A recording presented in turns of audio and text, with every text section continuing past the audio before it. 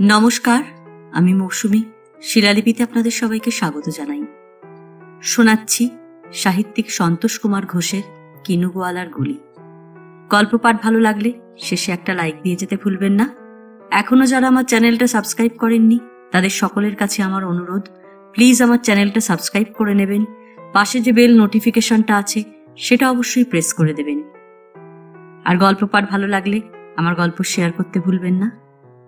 আজ শোনাব উপন্যাসের ৬ষ্ঠ পর্ব। একে একে যারা জমেছিল কিনুগোয়ালার গলিতে, তাদেরই মধ্যে একে একে ২-৪ জন খসে পড়তে শুরু করেছে। পালা গানের শেষটুকু না দেখেই ২-৪ জন দর্শক যেমন সরে পড়তে থাকে, এ তেমনি। স্টেলা গেল ভিভিয়ানের সঙ্গে। কিরকম কাজিন কে জানে। ছেলেবেলায় দুজন নাকি একই মিশনে ছিল। দুটি নিরাশ্রিতের মধ্যে সুখ দুঃখ ভাগাভাগির বন্দোবস্ত তখন থেকেই হয়েছিল কিনা এখন বলা শক্ত। তারপর দুজন দুদিকে ছিটকে পড়েছিল। স্টেলা মিশন থেকে নার্সিং স্কুল, সেখান থেকে হাসপাতাল ফেরতা হয়ে সেবাসত্রে। আর ভিভিয়ান কত ঘাটের জল খেয়েছে হিসেব নেই। এখন আছে একটা ওয়ার্কশপে। ছেলেবেলাকার অনেক দৌরাত্মের চিহ্ন আছে কনুয়ে, পিঠে, হাঁটুতে। পরিণত বয়সে আরও একটা যোগ হয়েছে গালে, গভীর একটা ক্ষত। এটাও আছাড় খাওয়ার চিহ্ন, তবে গ্লাস হাতে নিয়ে। ২-১টা টুকরো হয়তো বিঁধে গিয়ে থাকবে। যাবার দিন স্টেলা একটা ছোট্ট চিঠি লিখে রেখে গিয়েছিল। শকুন্তলাকে মুখোমুখি জানাতে সাহস হয়নি। শরীরের ওপর অমিত অত্যাচার করে নিজেও ডুবতে বসেছে ভিভিয়ান। রুগ্ন স্ত্রীর প্রতিও দুর্ব্যবহার করতে শুরু করেছে। কারুর কথা শোনে না, একমাত্র স্টেলা ছাড়া। অনেক ঘুরে স্টেলার কাছেই ফিরে এসেছে যখন স্টেলা ওকে অ্যালকোহলের প্রলয় পয়ধি থেকে বাঁচাবে। মহৎ ব্রত। চিঠিটা মুড়ে রেখে শকুন্তলা বললে, কিন্তু বোকা মেয়েটার মাথায় এটা কেন ঢুকলো না যে লোকটা যে আজ ওর কাছে এসেছে সে ওই মদের নেশাতেই এসেছে। ওকে স্টেলা মদ ছাড়াবে যেদিন, চোখের ঘোর ছুটবে, সেদিন ও আবার নিজেই স্ত্রীর কাছে ফিরে যেতে চাইবে। এতদিন বনমালী সরকার শুধু দূর থেকেই সরসন্ধান করেছে। তার যে কখনো আবার সামনাসামনি এসে দাঁড়াবার সাহস হবে শকুন্তলা কল্পনা করেনি। কালোকে যদি কবিত্ব করে নীল বলা যায়, তবে এ বনমালী নীল কলেবর। বসন পিত নয়, শুভ্র খদ্দরের। দরজা খুলে দিয়ে শকুন্তলা অবাক হল। মুখের ওপর কবাট বন্ধ করে দেবে কিনা স্থির করতে যতটুকু সময় লাগলো, বনমালী তার মধ্যেই ঢুকে পড়েছে। এসেছে যখন ভালোই হয়েছে। ওর সঙ্গে বোঝাপড়ার প্রয়োজন শকুন্তলারও ছিল। এখনো বাসায় আছো? আপনি তো জানেন আজকাল আমার বাইরে বেশি ডাক পড়ে না। পড়ে না নাকি? ওপরে চলো, বসতেও বলবে না? চলুন। কিন্তু আপনি আর কি চান বনমালী বাবু? আর কি কি অস্ত্র আছে আপনার? বনমালী বোকার মতো তাকালো। অস্ত্র? আমি কিছুই বুঝতে পারছি না শকুন্তলা। পারছেন না? দূর থেকে ক্রমাগত বান ছুড়ছেন, শিকার ছটফট করছে কিনা দেখতে ছুটেও এসেছেন, তবু পারছেন না? আর ভালো মানুষ সাজবেন না বনমালী বাবু। আপনি সাপ্তাহিকে সেবাসত্রের নামে কলঙ্ক রটনা করেননি? আপনি প্রচার করেননি যে বিবাহেতর সুখের লোভ কারুর যদি থাকে সে আসুক এই সেবাসত্রে? আমরা টাকার বিনিময়ে অবাঞ্ছিত মাতৃত্বের সম্ভাবনাকে রোধ করি, এই রটনাও আপনার কিনা বলুন? প্রথমটা বনমালী ভালো মানুষের মতো মুখ করে বসেছিল। আস্তে আস্তে মুখের পেশিগুলো ওর কঠিন হয়ে উঠল, যেন নিজেকে গুছিয়ে নিলে। বললে, আমি রটিয়েছি। সবই তোমার ভালোর জন্যে শকুন্তলা। যদি তোমার মত বদলায়, যদি... মত বদলেছে কিনা দেখতেই আজ এসেছেন বুঝি? আপনি বাড়ি যান বনমালী বাবু। মত আমার বদলায় না। বাড়ি ফিরে গিয়ে কলমের যত বিষ জোগায় ঢালুন গিয়ে। আপনার বিষকে আমার আর ভয় নেই। আধ বোঝা চোখে বনমালী মোহিত ভঙ্গিতে হাসল। জানি বলেই তো বারবার আসি। কিন্তু বনমালীর সব অস্ত্রের খবর রাখেনি শকুন্তলা। শুধু শব্দভেদ নয়, ঘরভেদের মন্ত্রও তার জানা। স্টেলা গেছে, অনিমা শুয়ে, গীতার মনও উড়ু উড়ু। বাইরে বাইরে ঘোরে গীতা, বাসায় ফিরে ক্লান্ত হাত পা ছড়িয়ে দেয়। বড্ড মাথা ঘুরছে শকুন্তলাদি। ঘুরবে না? দিনরাত ঘুরিস কেন? ঘুরি কি সাধে? কপালে ঘোরায়। আর ঘোরাঘুরির জন্যে কি আর মাথা ঘোরে? পেটে খেলে মাথাতেও সয়। রাস্তায় রাস্তায় ঘুরতে ঘুরতে পা দুটো অবশ হয়ে আসে। পুরুষ মানুষ হলে একটা গাছতলা দেখে দুদণ্ড জিরিয়ে নেওয়া যেত। মেয়ে মানুষ রাস্তার মোড়ে 2 মিনিট দাঁড়ালেই লোকজন তাকাতে শুরু করে। বিপদ কি কম? আবার খিদে পেলে 2 পয়সার চিনেবাদাম কিনে চিবোতে চিবোতে যাব, কিংবা রাস্তার কল থেকে হাত পেতে জল খেয়ে নেব, সেও ভারী বিশ্রী দেখাবে। গলির মুখটা যেখানে পার্কের পাশে বড় রাস্তায় মিশেছে, ঠিক সেখানে একদিন সন্ধেবেলা শকুন্তলা দেখতে পেল গীতা কার সঙ্গে যেন কথা বলছে। লোকটার মুখ অন্যদিকে ঘোরানো ছিল, অল্প আলোয় চেনা গেল না, তবু ভঙ্গিটা পরিচিত মনে হলো। গীতা বাসায় ফিরে এলে জিজ্ঞাসা করবে ভেবেছিল, কিন্তু শেষ পর্যন্ত শকুন্তলার খেয়াল ছিল না। আবার দিন 3 পরে গীতাকে একটা রিকশা থেকে নামতে দেখল শকুন্তলা। সেও পেছনে পেছনে আসছিল, গীতা দেখতে পায়নি। বাসার চৌকাঠ পেরিয়ে তবে শকুন্তলা গীতার পিঠে হাত রাখল। কোথায় গিয়েছিলি? এক মুহূর্ত চমকে গীতা পর মুহূর্তে কান পর্যন্ত হাসি ছড়িয়ে দিতে চেষ্টা করল। উহ শকুন্তলাদি, কত ঘোরা যে ঘুরেছি আজ, পা দুটো আর নেই মনে হচ্ছে। সিঁড়ি দিয়ে উঠতে উঠতে শকুন্তলা আস্তে আস্তে বলল, তুই কিন্তু অবাক করলি গীতা। রিকশার ঝাঁকুনিতে কোমর পিঠ কখনো কখনো ব্যথা হয় শুনেছি, কিন্তু পা ধরে গেল বোধ করি তোর প্রথম। গীতা অপ্রতিভ মুখে আবার একটা কি কৈফিয়ত হয়তো দিতে গিয়েছিল, কিন্তু শকুন্তলার চোখের দিকে তাকিয়ে চুপ করে গেল। নিজের জন্যে আলাদা 1 পো করে দুধ নিচ্ছে গীতা। আবার সেদিন বেরিয়ে ফেরবার সময় খান 2 সাবান নিয়ে এলো, সুগন্ধ তেল, স্নো, লুকিয়ে রাখে সব বিছানার নিচে, আনাচে কানাচে। সেদিন দরজা ভেজিয়ে গীতা আয়নার সম্মুখে দাঁড়িয়ে মুখে ক্রিম ঘষছিল। সেটা শুতে যাবার প্রাক মুহূর্ত। ভেবেছিল শকুন্তলা ঘুমিয়ে পড়েছে বুঝি। গলা অবধি চাদরটা নামিয়ে দিয়ে শকুন্তলা যে ওর দিকেই চেয়ে আছে টের পায়নি প্রথমে। ক্রিমটা লুকিয়ে রাখতে এসে মুখোমুখি পড়ে গেল। গাল দুটো ভারী চরচর করছে শকুন্তলাদি, তাই একটু। শকুন্তলা আবার চাদরটা মুখের ওপর টেনে দিয়ে মুড়ি দিল।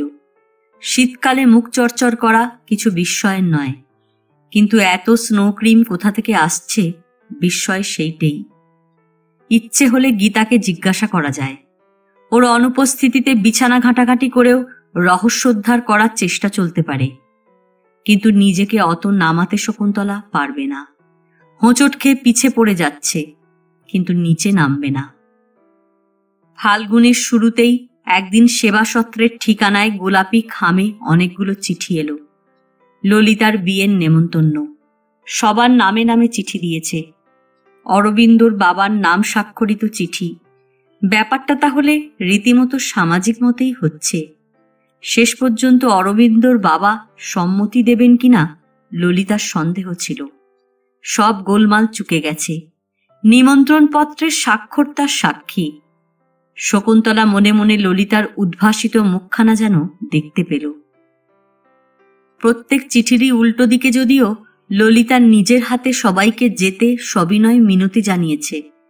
শকুন্তলার মনে হল নিজে এসে কি ললিতা একবার সবাইকে বলে যেতে পারত না? হয়তো বিয়ের টুকিটাকি কিনতেই ব্যস্ত, কিন্তু 5-7 মিনিটেই কি বা এসে যেত। কিন্তু এতকালের বন্ধুত্ব, পত্র দ্বারা নিমন্ত্রণের ত্রুটিও মার্জনা করতেই হবে। সবার কাছে যা আছে কুড়িয়ে বাড়িয়ে একটা পছন্দসই প্রেজেন্ট কেনার কথাও ভাবতে হবে। গোটা 20 টাকা সংগ্রহ হলো। এতে মনোমতো জিনিস পাওয়া মুশকিল, কিন্তু রুচিসই হলেই হলো। ললিতা তো জানে তার সেবাসত্রের বন্ধুদের হাঁড়ির হাল কি। 3 জনই যাবে বলে ঠিক ছিল, কিন্তু রওনা হবার ঠিক আগের মুহূর্তটিতে গীতা বেঁকে দাঁড়ালো। কি হয়েছে বল? শকুন্তলা জিজ্ঞাসা করল। অন্যদিকে মুখ ফিরিয়ে রইল গীতা। তারপর বলল, আমার শরীর ভালো নেই, তোমরা যাচ্ছ তাতেই আমার যাওয়া হয়ে যাবে শকুন্তলাদি। শরীর ভালো নেই? তীক্ষ্ণ কণ্ঠে বলে উঠল শকুন্তলা। তীক্ষ্ণতর চোখে তাকালো। অল্প একটু হেসে বলল, শরীর তোর ঠিকই আছে গীতা, নেই মন। ললিতার বিয়ে হলো, ললিতা সুখী হতে চলেছে, তুই হিংসে জ্বলে পুড়ে মরছিস না? মেডিকেল স্টুডেন্টটির ওপর মনে মনে তোরও লোভ ছিল বুঝি, বল না। গীতা কোনো জবাব দিল না। যদি দিত তবে হয়তো শকুন্তলা আজ আরো অনেক কথা বলতো, যত জ্বালা ছিল উজাড় করে দিত সব। কিন্তু একটা কথাও বলল না গীতা। দেয়ালের দিকে মুখ ফিরিয়ে শুয়ে রইল তো রইলই। রাস্তায় এসে শকুন্তলার মন খারাপ হয়ে গেল। ঝোঁকের মুখে এতগুলো শক্ত কথা বলা ঠিক হয়নি। হাজার হলেও এরা ছেলে মানুষ, শকুন্তলা ছাড়া অবলম্বন নেই ওদের। এত যে ঝঞ্ঝাট গেছে, শকুন্তলা কাউকে সামান্য আঘাতও দেয়নি। আজ কি হলো? অকারণে কতগুলো রূঢ় কথা বেরিয়ে গেল। যে বোর্ডিংয়ে থাকতো ললিতা, তার সুপারিনটেন্ডেন্টের বাসাতেই বিয়ের আয়োজন। এত যে ঘটা হবে শকুন্তলা আগে থেকে ভাবতেও পারেনি। শালু দিয়ে সাজানো গেট, মঙ্গল ঘট, বিজলির দুতি, অল্প চেনা কেউ বাদ পড়েনি। মোটর গাড়ি দাঁড়িয়ে আছে ৩-৪খানা। ডাক্তার উপাধ্যায়ও এসেছেন। তিনি বড় ব্যস্ত। তিনি কিছু খাবেন না, কোথাও খান না, তবু এসেছেন। অরবিন্দ আর ললিতা দুজনেই তাঁর স্নেহের পাত্রপাত্রী, শুধু আশীর্বাদ করে যাবেন। আশীর্বাদ করতে এসে ললিতার পাশে শকুন্তলা আর অনিমাকে দেখে একটু থমকে দাঁড়ালেন। ভ্রু আপনা থেকেই কঞ্চিত হয়ে উঠেছিল। সেটুকু ঢাকতেই রুমাল বার করে মুখ মুছলেন। চশমা ঠিক করে নিলেন একবার। শকুন্তলা শঙ্কিত হয়ে উঠল। কে জানে এটা উপদেশের ভূমিকা। এখানেই উপদেশ দিতে শুরু করবেন নাকি ডক্টর উপাধ্যায়, এই একঘর লোকের সামনে? নম্রনত বধূবেশিনী একটি সার্থক মেয়ের পাশে আটপৌড়ে কাপড় পরা ম্লানমুখী দুটি মেয়েকে বোঝাতে শুরু করবেন কেন তারা ব্যর্থ হল। কিন্তু বড় ব্যস্ত ডাক্তার উপাধ্যায়, আজ হয়তো উপদেশটুকু দেবারও ফুরসত নেই। ললিতাকে সামান্য ২-১টা সময়োচিত মিষ্টি কথা বলেই বিদায় নিলেন। ঘরের ভেতর হাঁপিয়ে উঠছিল ললিতা। বললে, একটু ছাতে যাবে শকুন্তলাদি? চলো না, ফাঁকায় দাঁড়াই একটু। চিলেকুটির সামনে দাঁড়িয়ে ললিতা বলল, তোমরা এসেছ, আমি ভারী খুশি হয়েছি শকুন্তলাদি। নিজে যেতে পারিনি বলে গীতা বুঝি রাগ করে এলো না? শকুন্তলা কি একটা কৈফিয়ত দিতে যাচ্ছিল, কিন্তু সে কথায় ললিতার কান নেই। জানো শকুন্তলাদি, এ বিয়ের সব খরচ ও দিচ্ছে, সব। ওর বাবা আমাকে এসে দেখে গেছেন। কি ভালো মানুষ যে, কি বলবো। ওর তো মা নেই, আমাকেই নাকি গিয়ে সংসারের সব ভার নিতে হবে। বলো তো শকুন্তলাদি, আমি কি অত শত পারবো? সংসারের আমি কি জানি? মুখ টিপে টিপে হাসছিল শকুন্তলা। বলল, জানবি ক্রমে ক্রমে, সবাই যেমন করে জানে। তোর ছেলে হতে আমাদের কিন্তু খবর দিস ললিতা, কেসটা অগ্রিম বুক করে গেলাম। মাথা নুইয়ে দিল ললিতা। লাজুক চোখ দুটি তুলে বলল, ছেলে তো হবে না শকুন্তলাদি। শকুন্তলা হেসে ফেলল। ছেলে হবে নাকি রে? ছেলে না, মেয়ে। ও বলেছে প্রথম নাকি মেয়ে হওয়াই ভালো। স্মিত মুখে শকুন্তলা খুঁটিয়ে দেখছিল ললিতাকে। কি বোকা বোকা, অথচ সুখী দেখাচ্ছে ললিতাকে। অস্বীকার করে লাভ নেই, সুন্দরও দেখাচ্ছে। কত অল্প পেলেই মেয়েরা সুখী হয়ে ওঠে, শকুন্তলার চোখে যেন প্রথম ধরা পড়ল। কে জানে মেয়েদের বোকামি সুখ কিনা, সুখী সৌন্দর্য কিনা। ফিরতে যত দেরি হবে ভেবেছিল, তার চেয়েও কিছু কমই হলো। আজ বোধহয় একসঙ্গে অনেকগুলো বিয়ের তারিখ। বাড়ি বাড়ি এখনো কয়েকটা অবসন্ন বিজলি আলো জ্বলছে। গলিতে তো ঢোকা গেল, কিন্তু বাসায় দরজা খোলে না। গীতাটা ঘুমিয়ে পড়েছে, বলল অনিমা। আরও বার কত কড়া ধরে নাড়তেই হঠাৎ একসময় সশব্দে দরজা খুলে গেল। ভেতরে ঢুকতে ঢুকতে শকুন্তলা বিরক্ত গলায় বললে, এতক্ষণ করছিলি কি? ঘুমিয়ে পড়েছিলাম। শকুন্তলা তাকালো গীতার দিকে। শিথিল আঁচলে ভাঙা খোঁপায় আলস্যের একটা হাই তোলা ভঙ্গি আছে, কিন্তু চোখ দুটোতে এমন কিছুই নেই যাতে মনে হতে পারে সে এইমাত্র ঘুমিয়ে উঠেছে। অকারণে গীতাকে একটা মিছে কথা বলতে শুনে অবাক হল। অবাক হতে আরও একটু বাকি ছিল। বসবার ঘরের দরজা ভেজানো, ভেতরে আলো জ্বলছে দেখে শকুন্তলা আস্তে আস্তে একটা কবাট খুলল। চেয়ারে বসে আছে বনমালী সরকার, কি একটা বই পড়ছে। আপনি এ সময়? চোখ থেকে চশমাটা খুলে পরিষ্কার করে পকেটে রাখল বনমালী। হাই তুলে বলল, তুমি এতক্ষণে এলে? আমি সেই থেকে বসে বসে। আপনি এ সময় কেন, সেই কথাই জিজ্ঞাসা করছিলাম। আমি তো আসি। বনমালী হাসল। আর তুমি তো জানো সন্ধ্যার পরে ছাড়া আমার সময় হয় না। দেখতেই পাচ্ছ আমি এখনো হাল ছাড়িনি শকুন্তলা। তারপর বনমালী পকেট থেকে একখানা কাগজ বার করল। এইটা পড়ো। ওপর ওপর চোখ বুলিয়ে নিতেই শকুন্তলা অবাক হয়ে গেল। তাকালো বনমালীর দিকে। সে অল্প মিটমিটে চোখ হাসছে। আজ একেবারে নতুন ধরনের অস্ত্র নিয়ে এসেছে বনমালী। কাগজটাতে সেবাসত্রের স্তুতিপূর্ণ একটা লেখা। কাগজের কর্তৃপক্ষ অনুসন্ধান করে জানতে পেরেছেন কলকাতার একটি সেবিকা প্রতিষ্ঠানের নামে সম্প্রতি যেসব গুরুতর অভিযোগ শোনা গেছে তা সর্বৈব মিথ্যা, ইত্যাদি। আপনি লিখেছেন? বনমালী ঘাড় নেড়ে স্বীকার করল, আমি। এখন বোধহয় বুঝতে পেরেছ আমি নেহাত খারাপ লোক নই। তুমি আমাকে বিশ্বাস করো শকুন্তলা। বাধা দিয়ে শকুন্তলা বললে, এত চট করে আমার মত বদলায় না। আপনি বরং আজ আসুন বনমালী বাবু, আমাকে ভাবতে সময় দিন একটু। বেশ। বনমালী বেরিয়ে যেতে যেতে বলল, আমি শুধু অনিষ্টই করতে জানি না শকুন্তলা। বনমালী চলে যেতে শকুন্তলা ওদের শোবার ঘরে এলো। গীতা ততক্ষণে আবার শুয়ে পড়েছে। শকুন্তলা জিজ্ঞাসা করল, ঘুমিয়েছিস? গীতা জড়িত স্বরে কি জবাব দিল বোঝা গেল না। শকুন্তলা বললে, লোকটা কখন এসেছিল রে? অনেকক্ষণ, তোমরা যাবার একটু পরেই। এতক্ষণ? এই ৩-৪ ঘন্টা ধরে ও ঘরে বসেছিল আর তুই এ ঘরে শুয়েছিলি? হ্যাঁ শকুন্তলা দি। আবার অন্তর্ভেদী দৃষ্টিতে শকুন্তলা তাকালো গীতার দিকে। মানুষের জীব যা বলে চোখ সবসময় তা বলে না। মিছে কথার মুশকিলই এই। শকুন্তলা করল কি, কঠিন মুঠিতে গীতার মণিবন্ধ চেপে ধরল। তুই লুকোচ্ছিস গীতা? এই লোকটা সারাক্ষণ এ ঘরেই ছিল। আমরা এত শিগগির এসে পড়ব তোরা ভাবতে পারিসনি, ঠিক কি না বল? গীতার হাতখানা অবশ হয়ে গিয়েছিল। অস্ফুট একটা কাতরোক্তি করে আস্তে আস্তে বললে, হাত ছাড়ো শকুন্তলা দি। ভ্রুক্ষেপ না করে শকুন্তলা বলে গেল, তাহলে ওর সঙ্গেই তুই রিক্সা করে বেড়াতে যেতিস? ওই তোকে সাবান স্নো উপহার দিত কেমন? আমার কিছুদিন থেকেই সন্দেহ হচ্ছিল, আগে থেকেই বোঝা উচিত ছিল।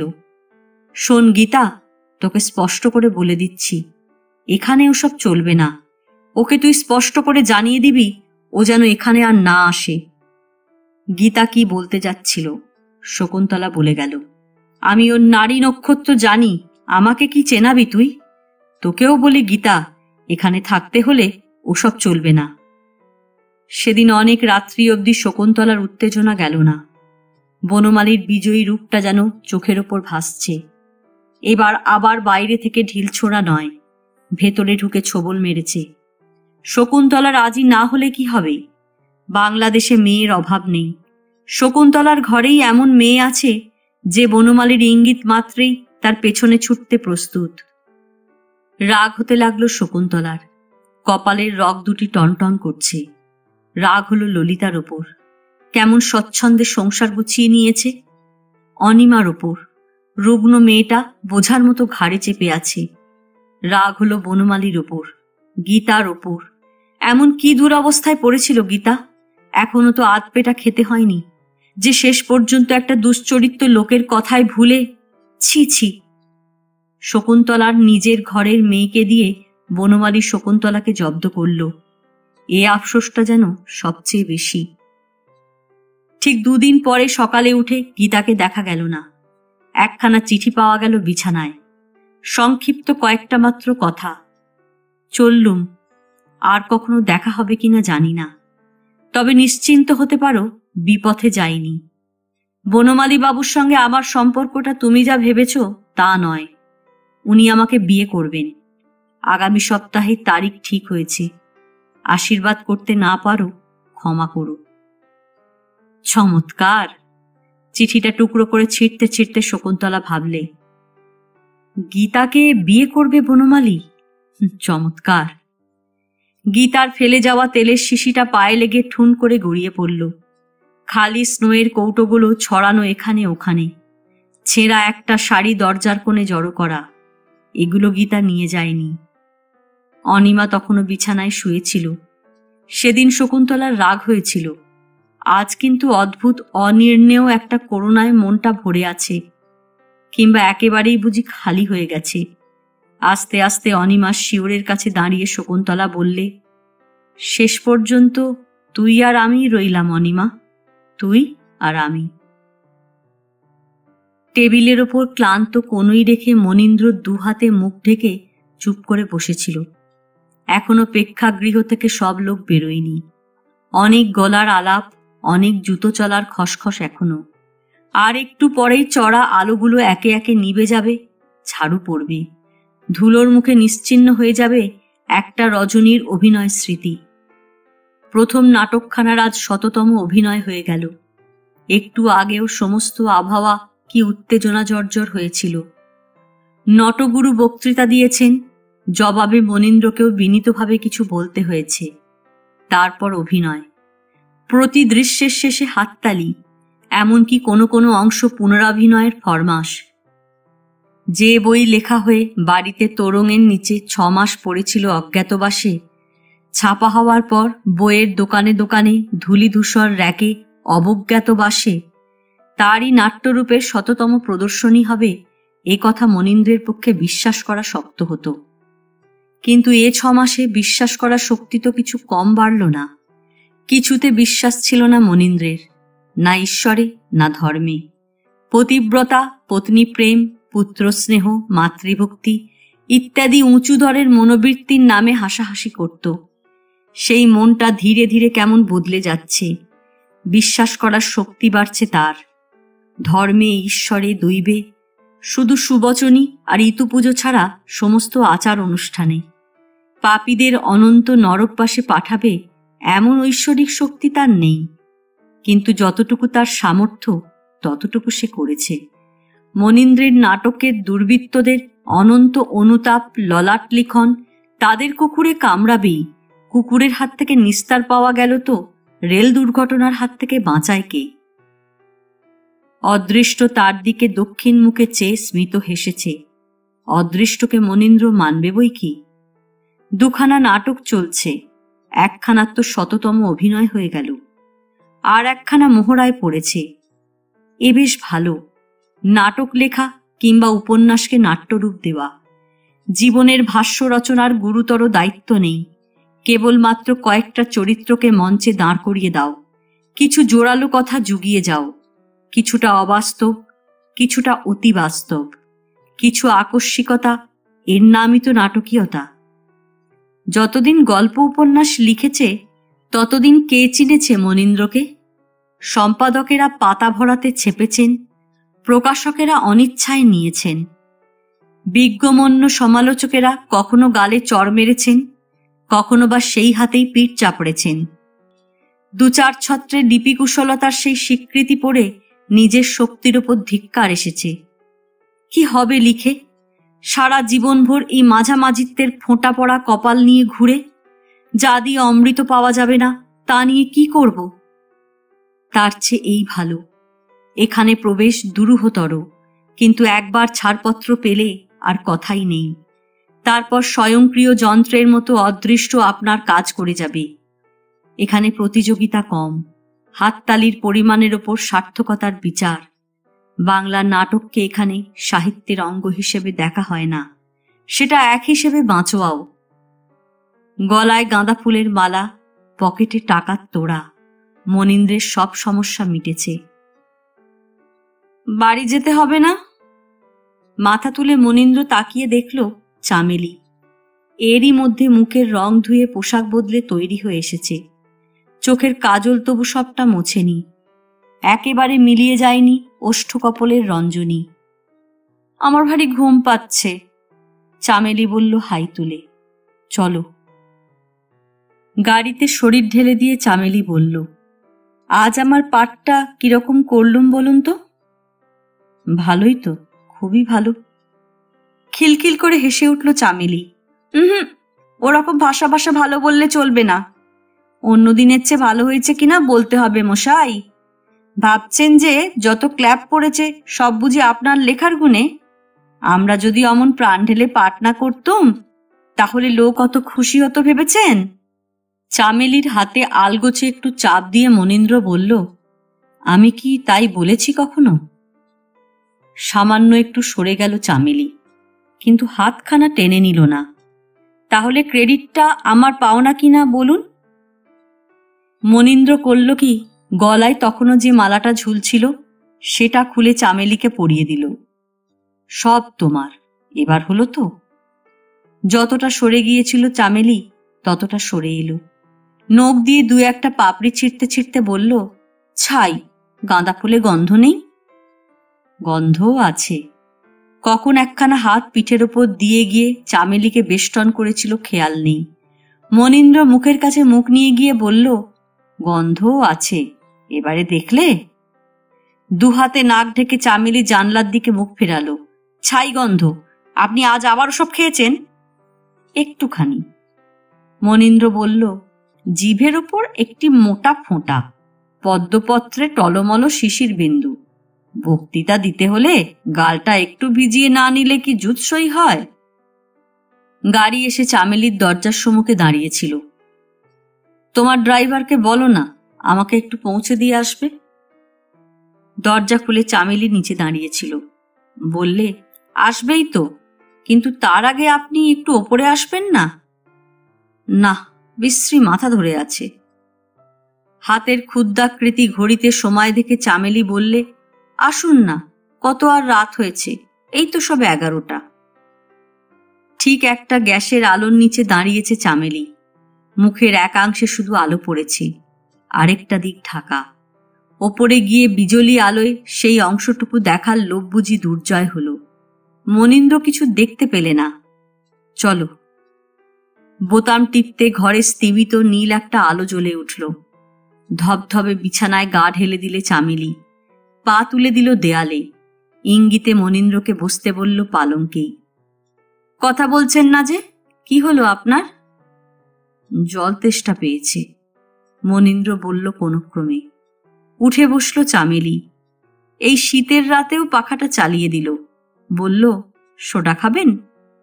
দাও, মনীন্দ্র বলল। তারপর ছিপি খুলতে খুলতে বলল, সোডা তো অনুপান মাত্র, ওষুধ কই? ওষুধও আছে। শিয়রের নিচে থেকে চাবি বার করল চামেলি। দুলতে দুলতে আলমারির দিকে এগিয়ে গেল। ফিরে এলো হাসতে হাসতে। এই নিন, যা খেলে মাথা ধরে তারই আবার 2 ফোঁটা খেলে মাথা ধরা সেরেও যায়, বুঝেছেন? মাথাটা নাড়ল মনীন্দ্র। কানের কাছে ঝিমঝিম একটা শব্দ হলো। কে জানে সেটা চামেলির চাবির কিনা। কলঘর থেকে ফিরে এসে চামেলি চড়া শক্তির আলোটাকে জ্বালিয়ে দিলে। একেবারে পাশটিতে বসে বলল, মাথা ধরা সেরেছে?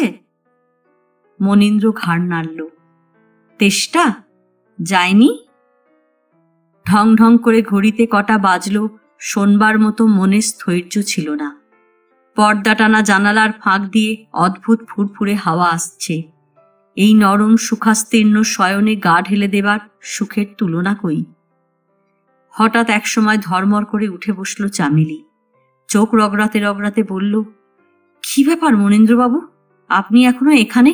বাড়ি যেতে হবে না বুঝি? হ্যাঁ, এই যে যাই। উঠে দাঁড়াতে গিয়ে মনীন্দ্রের পা দুটো অল্প একটু টলে গেল। খাটের পায়া ধরে সামলে নিল ঠিক। চামেলিও উঠে দাঁড়িয়েছে সঙ্গে সঙ্গে। আর একটু বসে যাবেন মনীন্দ্রবাবু? আপনার সঙ্গে একটু কথা আছে। বসতে পেয়ে মনীন্দ্র যেন বেঁচে গেল। একা একা সিঁড়ি বেয়ে নামতে হবে, আন্দাজে দরজার ছিটকিনি খুলে বেরোতে হবে বাইরে, ভাবতেই এতক্ষণ যেন মাথা কেমন ঝিমঝিম করছিল। তবু ভালো একটুখানি আশ্রয় আবার পাওয়া গেল, একটুখানি বিশ্রাম। কোথায় ছিল চেয়ার সেটাকে টেনে এনে চামেলি একেবারে মনীন্দ্রর মুখোমুখি বসল। বলল, আপনার নাটকখানা তো সিনেমাও হচ্ছে না? কই, আমি তো কিছু জানি নে। জানেন না? আর ন্যাকামি করতে হবে না, জানেন সব, ভাঙছেন না। আমি জানি সব। 2000 টাকা কন্ট্রাক্ট তৈরি, শুধু সই করা বাকি। মনীন্দ্র করল কি, চামেলির একখানা হাত চেপে ধরল। তোমাকে ছুঁয়ে বলছি চামেলি, আমি কিছু জানি নে এসব। হাতখানা ছাড়িয়ে নিল চামেলি, গম্ভীর গলায় বলল, শুনুন তবে, পপুলার আর্ট ফিল্মস কোম্পানির মালিক আজ এসেছিলেন থিয়েটারে। এরও আগে 2-1 বার বইখানা দেখে গেছেন। এই বইটার ওপর ভারী নজর। শিগগিরই হয়তো আপনার কাছে যাবেন। আপনি কিন্তু সস্তায় ছাড়বেন না, বুঝলেন? ছাড়ব না। অন্যমনস্কভাবেই একবার খোঁপাটা খুলে ফেলল চামেলি। চুলের গোছা বুকের পাশে এনে অলস আঙুলে খেলা করতে লাগল। বলল, আপনাকে শুধু এই খবরটুকু দিতে নিয়ে আসেনি মনীন্দ্রবাবু। আমার নিজেরও একটু ইন্টারেস্ট আছে। থিয়েটারে যেমন, সিনেমাতেও তেমনি এই বইয়ের হিরোইন হতে চাই। এই কাজটি আপনাকে করতে হবে। অনেকক্ষণ বসে থেকে মনীন্দ্রর আবার গলা শুকিয়ে এসেছিল, মাথাটা টিপটিপ করতে শুরু করেছে। ইঙ্গিতে বোঝা মাত্র চামেলি ফের উঠে গিয়ে আলমারি খুলল, সোডার বোতল খুলে দিল। বলুন, পারবেন কিনা? আমি কি করে বলি? যারা মালিক, পছন্দ অপছন্দের এখতিয়ার তো তাঁদেরই চামেলি। হঠাৎ চোখ দুটো ছোট হয়ে এলো চামেলির, দুটো ভুরু নাকের ঠিক ওপরে এসে যেন মিশে গেল। বুঝেছি মনীন্দ্রবাবু, কাজ ফুরোলে লোকে আর মনে রাখে না। সেদিনও আপনি বই বগলে নিয়ে ঘুরে ঘুরে বেড়াতেন। আজ না হয় বড় নাট্যকার হয়েছেন, কিন্তু আপনার নাটকের প্রাণ দিলে কে? প্রতিটি কথাকে ঝকঝকে করে মেজে নিয়ে সুন্দর করে বললে কে? ভেবেছেন লোকে বুঝি শুধু আপনার বই শুনতেই আসে? তাহলে তো তারা কিনে পড়ত। তা নয় মনীন্দ্রবাবু, ওরা আমাদের দেখতে আসে। জানি চামেলি। অনাবৃত দুটো হাত মাথার পেছনে নিয়ে গিয়ে চামেলি খুলে ফেলা খোপাটাকে আবার বাঁধল আলগোছা করে। স্বীকার করছেন তো? তবেই বুঝুন, এতটা খেটে খুঁটে জিনিসটা দাঁড় করালাম আমরা, আর আজ তার সবটুকু কৃতিত্ব চুরি করে নেবে আর একজন এসে? তা হয় না মনীন্দ্রবাবু। চামেলি হঠাৎ জোর দিয়ে বলল, ফিল্মেও এই বইয়ের হিরোইনের পার্ট আমিই নেব। নইলে আপনি কি মনে করেন আপনি নাম না জানা লেখক থেকে নাট্যকার, নাট্যকার থেকে সিনেমার মারফত ভারত বিখ্যাত হতে যাবেন, আর আমরা যেখানেই আছি সেখানেই পড়ে থাকব? চিরকাল কাঠের স্টেজেই পা ঠুকে যাব? পর্দায় ছায়া ফেলব না? আমাদেরও আশা আকাঙ্ক্ষা বলে একটা পদার্থ আছে মনীন্দ্রবাবু। গ্লাসের তলানিটুকুও নিঃশেষ করে মনীন্দ্র বলল, আছেই তো। মিছিমিছি সায় দেবেন না। আছে সেটা আপনারা যেন বোঝেন কত। নইলে যে নন্দনবাবু আমার এখানে সপ্তাহে 3 দিন করে আসছেন, তিনি তার ফিল্মের নায়িকার জন্য সোসাইটি গার্ল খুঁজে বেড়াতেন না। নন্দনবাবুকে? ওই তো পপুলার ফিল্মের প্রডিউসারের কথা বলছি। আমাকে এ বইয়ের হিরোইনের পার্ট দেবেন কথা দিয়ে এখন তিনি ভদ্রঘরের মেয়ের জন্য কাগজে বিজ্ঞাপন ছড়াচ্ছেন, সে খবরও পেয়েছি। আচ্ছা মনীন্দ্রবাবু, এ আপনাদের এক কি বাতিক হয়েছে বলুন তো? থিয়েটার আমাদের নইলে চলে না, অথচ সিনেমার বেলাতে ভদ্রঘরের মেয়ে চাই। চালিয়াতে আর কি, মেয়ে কি একটা রেসপেক্টবিলিটি। মনীন্দ্র আবার সায় দিয়ে বলতে যাচ্ছিল, চামেলি কর্ণপাত না করে বলে গেল, ওরা অভিনয় জানে কি, বোঝে কি? সিচুয়েশন মতো হাসতে জানে, কাঁদতে জানে, মুখের একটা ভাঁজ বদলাতে পর্যন্ত হিমশিম খেয়ে যায়। আর রূপ, সে কথা আর নাই বা তুললাম। অহরহই তো দেখছেন, ওরা যে বিজ্ঞাপন দিয়েছিল তাতে যারা দরখাস্ত করেছিল তাদের দেখবেন। ওদেরই পাবলিসিটি অ্যাসিস্ট্যান্ট অমিয় নামে এক ছোকরা আমার কাছে দিয়ে গেছে ফটোগুলো। দেখুন একবার আপনার ভদ্রঘরের রূপসীদের নমুনা। মরে যাই মরে যাই। টেবিলের টানা থেকে একখানা খাম বের করলো চামেলি। তারপর হাতের সব তাস চিৎ করে ধরার মতো ভঙ্গিতে সবকটা ফটো ছড়িয়ে দিল টেবিলের ওপর। এই দেখুন, সামান্য একটা ছবি তোলাতে গিয়েই যাদের মুখ কাঁদো কাঁদো হয়ে যায়, তাদের আবার প্লে করার শখ দেখুন একবার। ও কি, আপনার কি হলো? ওরকম করছেন কেন? সামনের দেয়াল আয়নার দিকে মনিন্দের দৃষ্টি ছিল না, নইলে আগের চেহারা দেখে নিজেই চমকে যেত। এলোমেলো বিশৃঙ্খলা চুল, একটু আগেও কান দুটির গোড়ায় ঈষৎ রক্তাভ হয়েছিল, এখন একেবারে সাদা হয়ে গেছে। বিহবল দৃষ্টিহীন চাউনির দিকে চেয়ে চামেলি ঠোঁট টিপে হাসল। মনীন্দ্রের মণি ফসফরাসের মতো জ্বলছে, দু চুমুকেই এত। বললে, এই দেখেই মাথা ঘুরে গেল বুঝি? এইটুকু খেয়ে নিন, ঠিক হয়ে যাবে। চামেলি আবার একটা সোডা খোলবার উপক্রম করছিল। মনীন্দ্র ইঙ্গিতে নিষেধ করল। চেয়ারের হাতল ধরে উঠে দাঁড়িয়ে শুকনো গলায় বলল, এক গ্লাস জল খাবো। এনে দি দাঁড়ান। জল আনতে যেতে আর ফিরে আসতে যতটুকু সময় লাগলো চামেলির, মনীন্দ্র তারই মধ্যে টেবিলের ওপর থেকে একখানা ফটো তুলে নিয়েছে, বুক পকেটে রেখে দিয়েছে সন্তর্পণে। চামেলি জলের গ্লাস ওর হাতে তুলে দিয়ে বলল, দেখলেন তো এদের? আর আমাকে তো রোজই দেখছেন। বলুন, এদের চেয়ে আমি ভালো পাঠ করতে পারবো কিনা? আপনার বই, আপনি একটু চাপ দিলে ওরা কি আপনার কথা না রাখবে? আসবার সময় চামেলি ড্রাইভার ডেকে গাড়ি বার করে দিতে চেয়েছিল। মনীন্দ্র বলেছিল প্রয়োজন নেই, নেশা তার ছুটে গেছে, একটা ট্যাক্সি সে নিজেই ডেকে নিতে পারবে। মাঝ রাতের ভিজে হাওয়ার ঝাপটা চোখে মন্দ লাগবে না।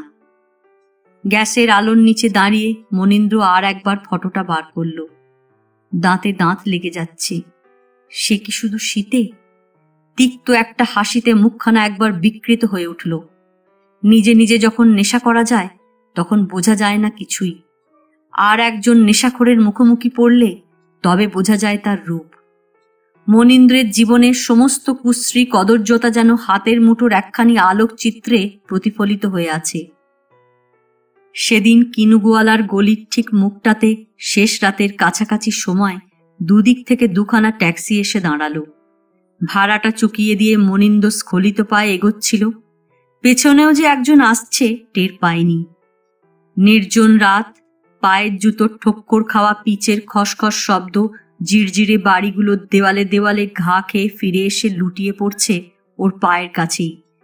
পিছনে ছায়াটা ততক্ষণ স্পষ্টতর হয়ে এগিয়ে এসেছে। থমকে দাঁড়ালো মনীন্দ্র, পেছন ফিরে তাকালো। এমনি অতর্কিতভাবে যে পেছনের ছায়ামূর্তি মুখ ঢেকে ফেলবে তারও উপায় নেই। তুমি? আমি? কিন্তু তুমি এত রাত্রিরে কোথায় গিয়েছিলে শান্তি? জবাব দিতে গিয়ে শান্তির কথা জড়িয়ে গেল। কঠিন একটা কথা বলবে বলে তৈরি হয়েছিল মনীন্দ্র, কিন্তু প্রাণহীন একটা হাসি বেরিয়ে এলো। শান্তির পিঠে আলগোছে বার দুই আঘাত করে বলল, থাক, বানিয়ে বলতে হবে না, আমি জানি। গ্যাসের আলোর নিচে শান্তির মুখখানা উঁচু করে তুলে ধরে মনীন্দ্র বলল, কিন্তু চামেলি তোমার ফটোই শুধু দেখছিল, রক্তমাসের মানুষটাকে দেখেনি, তাই তোমার অভিনয় কুশলতা সম্পর্কে সন্দেহ করেছিল। আজকে এই মুহূর্তে এ অবস্থায় তোমাকে দেখলে কিন্তু চামেলিরও মত বদলাত। লজ্জা, ভয়, ঘৃণা, অভিমান, ক্ষোভ সবকিছুর এমন বিমিশ্র অভিব্যক্তি একখানা মুখে ফোটাতে চামেলির মতো স্টেজ অ্যাক্ট্রেসের 7 জন্ম লেগে যাবে। কিন্তু তুমি সিনেমা তারকা হবার জন্য উমেদারি করতে গিয়েছিলে কেন শান্তি? না না না, ক্ষমাটমা নয়। শান্তিকে 2 হাত ধরে উঠিয়ে মনীন্দ্র বললে, আজ সারা সন্ধ্যে থিয়েটার দেখেছি, চামেলির ঘরেও এতক্ষণ থিয়েটার মন্দ হলো না। আবার এখন এই শেষ রাতে রাস্তার মাঝখানে দাঁড়িয়ে প্লে করবার বা দেখবার শখ নেই আমার। দেখছো না, ভালো করে দাঁড়াতে পর্যন্ত পাচ্ছি না, কথাগুলো জড়িয়ে আসছে। চলো ঘরে যাওয়া যাক। 2 পা এগিয়ে গিয়ে আবার দাঁড়িয়ে পড়ল মনীন্দ্র। তাছাড়া কে কার কৈফিয়ত তলব করে বলো? তুমি আমার না আমি তোমার? দোষ তো আমারও কম নয় শান্তি। বলতে বলতে মনীন্দ্র শান্তির কানের কাছে মুখ নামিয়ে নিয়ে এলো। তার চেয়ে চলো আমরা এখান থেকে পালিয়ে যাই। বরাবর তো আমরা এরকম ছিলাম না। ধরো এখানে আসবার আগে অভাব আগেও ছিল, কিন্তু এভাবে দুজনকে আলাদা করে দুপথে নিয়ে শেষ পর্যন্ত ঘুরিয়ে একই পথে মুখোমুখি দাঁড় করিয়ে দেয়নি। এইগুলি আমাদের শেষ করে ফেলেছে শান্তি। এখানে আকাশ নেই, এখানে সহজ হয়ে বাঁচবার উপায় নেই। এই আবহাওয়ায় আমাদের চিন্তা, কাজ সবকিছু অসুস্থ হয়ে পড়েছে। বাঁচতে হলে এগুলি ছাড়তে হবে। হাওয়া বদল ছাড়া এ ক্ষয় রোগের চিকিৎসা নেই। ওরা চলে যেতে রাস্তার ধারের একটা জানালার কবাট সন্তর্পণে বন্ধ হয়ে গেল। অন্ধকার প্রেক্ষাগৃহে এই নিভৃত দৃশ্যের একমাত্র দর্শকের মুখে একটুখানি হাসি খেলে গেল। হেরাও যাবে তবে? যাক। খোপে খোপে পায়রা এনে যিনি পুষেছিলেন তিনি আবার একে একে উড়িয়ে দিচ্ছেন সব, কখনো বা জোড়ায় জোড়ায়। দিন, যার পাখি তিনি ওড়াবেন। কিনুগোয়ালার গলির সামান্য স্বর্ণমণিকারে কিছু বলবার নেই, সে শুধু দেখেই যাবে। আজ এ পর্যন্তই। উপন্যাসের 7ম পর্ব নিয়ে অন্যদিন আসব। গল্প পাঠ ভালো লাগলে লাইক, শেয়ার, কমেন্টস করতে ভুলবেন না। আজকের মতো নমস্কার।